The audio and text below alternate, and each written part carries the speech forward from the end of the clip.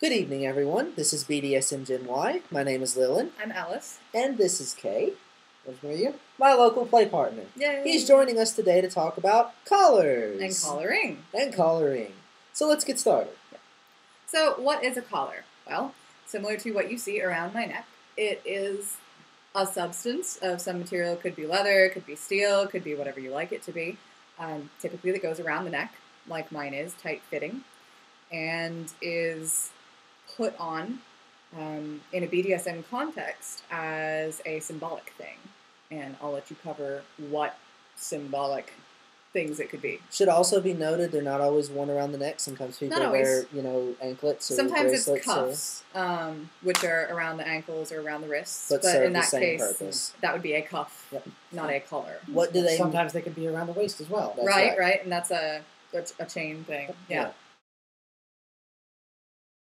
What do they mean? They denote ownership most times. They definitely show a relationship of some kind. Okay? The person is in a dedicated relationship with something or someone else. Now, there are people out there who self-collar themselves, but it also represents that they consider themselves such a slave or submissive that they must own themselves if no one else owns them. So collars always denote some type of relationship with someone, and as such, you should treat them with the most respect that you can. There are many ways that you can approach a collar. There are some people that prefer to have the collars be simply decorative, to be used when you want to denote specifically that relationship. There's some people who prefer the collars to be always on. Some locked, some not.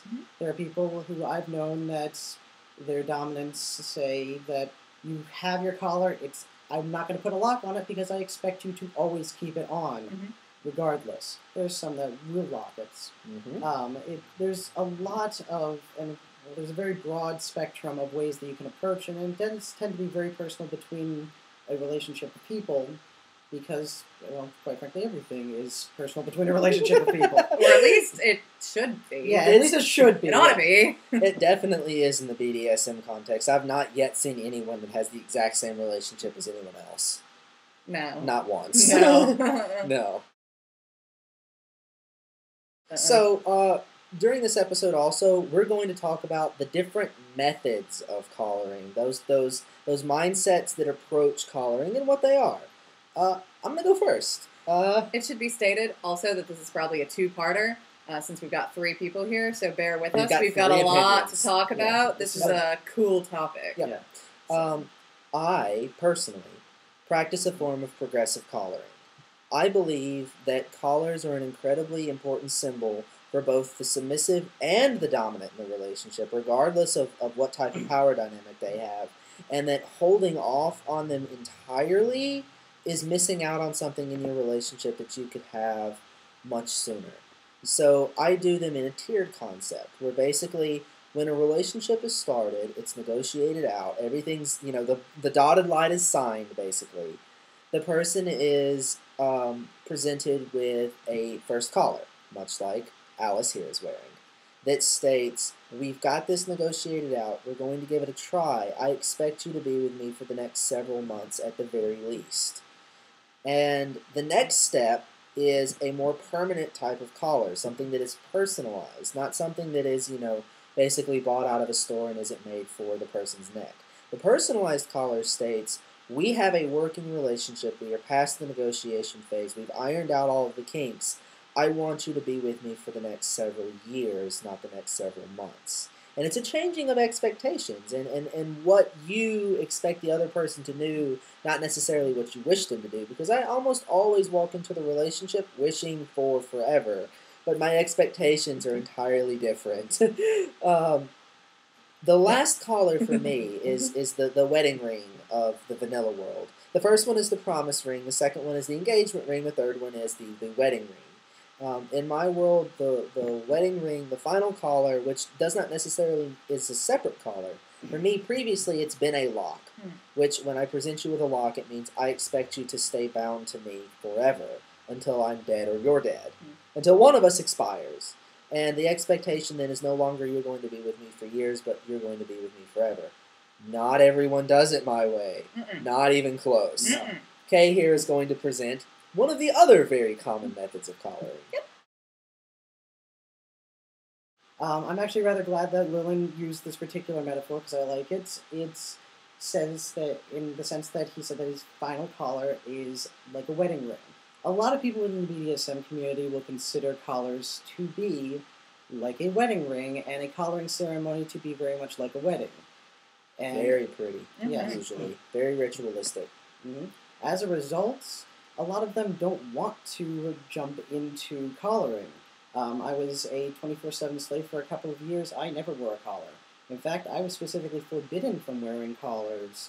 The closest I had was a chain, long, several feet of chain with a lock on it, and that was only temporarily worn. The idea here being that once the sub has gotten to the point, and the top and the dominant has gotten to the point where they feel that they are ready to make that significant commitment, that is when the collaring happens. Now, obviously, that doesn't work for everybody, such as, but I have had locked and collared slaves walk away from me when I expected them to be with me forever. There's no guarantee.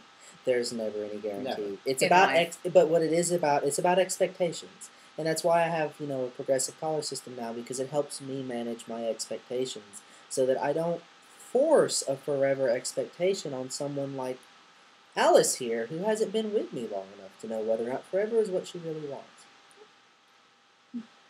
It should also be mentioned, you will see Velcro collars, quote unquote. A Velcro collar is, someone who puts a collar on in the context of a scene because it helps someone within a physical SM scene gain and maintain their headspace.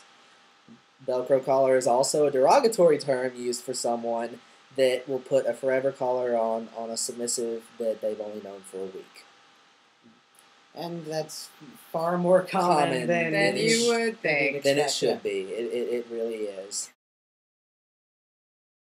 Alice, would you like to discuss what collars mean to you personally, as someone who wears one? Yeah, since I'm the only one in the current room who is wearing one. Right. Although sometimes we have put the collar around your neck just to see what it looks like. It's very silly. I was about to say, By I'm sure the it's way, ridiculous. It's hilarious. I'm sure So that's ridiculous, funny. yeah. It's like watching an God. elephant in a tutu. It really Just doesn't is. fit my personality in the slightest. So yeah, if you want to, get a good laugh, have your dominant try on a collar sometime and see what happens. Oh, yeah. They're good sports. Anyway, Well, they should be. they Yeah, should. we hope they are. We Yeah. hope to God We they hope are. that they're good sports. We're not recommending that you take any action that's going to get you beaten, unless that's your thing and you. Yeah, want that. you don't want them to wake up one day wearing your collar. No! That's a bad That's idea. That's a terrible, terrible idea. We do not Terrible recommend idea. that. So No. to wrap up this sidebar, maybe we should say, if you put someone in control of your life, in total control or even partial control, maybe you should make sure they have a sense of humor. Yeah. Because life is weird. Yeah. Anyways. So yeah, the one in the room who wears a collar. I can say I came into BDSM with the expectation of the one collar system, that the collar that I would earn over the course of several years and most of a lifetime would be akin to a wedding ring. And perhaps I would already be married to the person that I was going to be collared to, and would be married for several years before I got my collar, because that's a very common viewpoint. That's something that a lot of submissives will kind of think of collars in terms of something that they earn. Yes. And it's not necessarily something that you earn. It's not No. necessarily something that, well, when I get to be, a level 12 slave, Right. then I And I get can to roll co- my d20. Exactly. Then I can roll my d20 I and get have my collar. No, moved it's not into the necessarily like prestige. that. I've moved into No. the prestige class of collared slave. Oh, God. Yeah, Yeah. exactly. But I'm It's sorry. not. No, Yeah. you're right. Yeah. And thank you for bringing that up, because that's a mindset that I had, and it's not necessarily true. A collar is a gift. It's something that your top bestows upon you.